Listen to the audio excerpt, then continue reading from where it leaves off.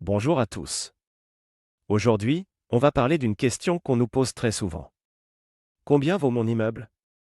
Est-ce que je peux en tirer des millions? J'ai vu sur Internet que ça se vendait 6 000 € le mètre carré. Eh bien non.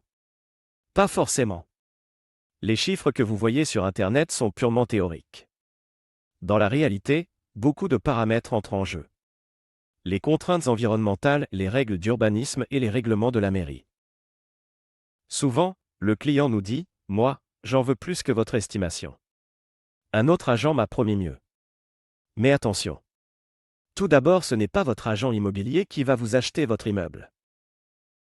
Ce sera un client avisé qui ne se laissera pas prendre en lui racontant n'importe quoi. La seule estimation valable légalement, c'est celle d'un expert judiciaire. L'avis de valeur d'un agent immobilier n'a pas de valeur juridique. Raison pour laquelle nous proposons un service d'expertise qui va au-delà de la valeur vénale. Alors si vous fixez un prix trop haut, votre vente risque de durer des années. Et parfois, de ne jamais se faire. Il faut aussi savoir qu'on ne peut pas simplement ajouter des mètres carrés et faire une simple addition. Chaque immeuble est soumis à des réglementations précises, locales et nationales. Prenons un exemple concret. Bordeaux. Dans cette ville, vous devez intégrer 40% de logements sociaux, convertir une partie de l'immeuble en local à vélo, et il y a la question des places de parking. Et oui. Les vélos ne paient pas de loyer. Le local à vélo fait chuter la valeur.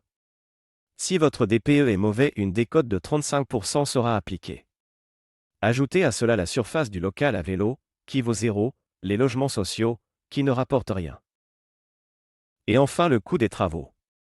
Vous comprenez vite pourquoi votre prix au mètre carré fond comme neige au soleil. Si votre immeuble est ancien, il y a fort à parier que le futur acquéreur devra créer des ouvertures pour rajouter des fenêtres. L'acquéreur devra rénover pour respecter les normes en vigueur imposées. Et bien dans ce cas la facture grimpe et la valeur de votre immeuble baisse encore. C'est le même principe dans toutes les villes. Seule change la part de logements sociaux obligatoires. Alors oui, peut-être que vous n'en tirerez pas des millions.